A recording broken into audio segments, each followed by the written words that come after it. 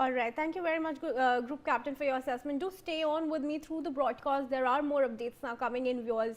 A fire has erupted inside a structure hit during joint Israeli-U.S. airstrikes in Iraq's Mosul province. Thick plumes of black smoke billowed over the area after the strike targeted sites linked to Iran-backed Popular Mobilization Forces fighters.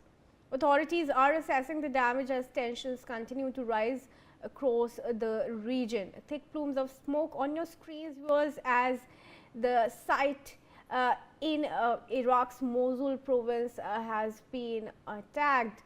I'm also joined in the discussion now by Mr. Arvind Singh Tejawat, our foreign affairs expert in the conversation. Thank you, Mr. Tejawat, for joining us. Very good morning to you.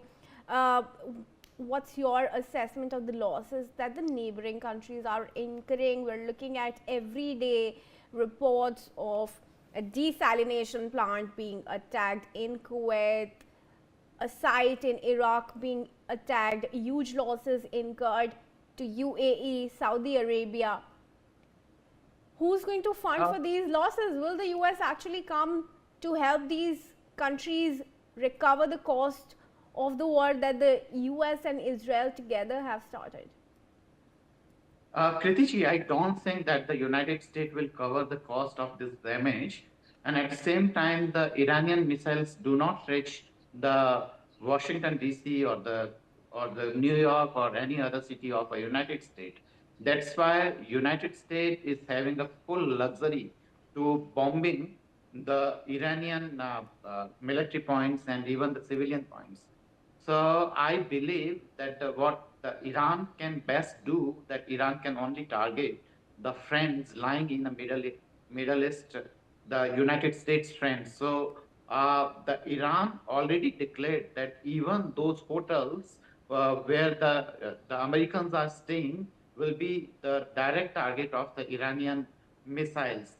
But the irony is this, that if we count the cost of a middle-range missile, then in the same cost they can build the hospitals, they can build the schools. But unfortunately, the US military is targeting the Iranian schools and hospitals and other civilian targets.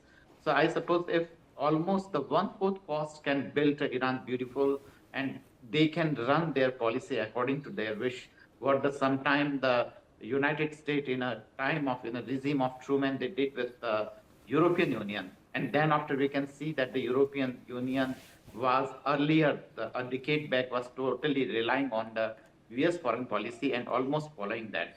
But I suppose this is Donald Trump's government, who is supported by mostly the white Christians, is not willing to do so. And at the same time, the United States and its president is willing to support those people. What the senior defense expert Devnath Saab has already stated, that Donald Trump is doing it all to support their friends lying in that weapon industry of the United States. Yes. Over to you, Kriti. Okay, sure. Let's also now break statements that are coming in from NATO chief. And the eventualities that we are looking at. NATO chief is to meet with US President on April 8th.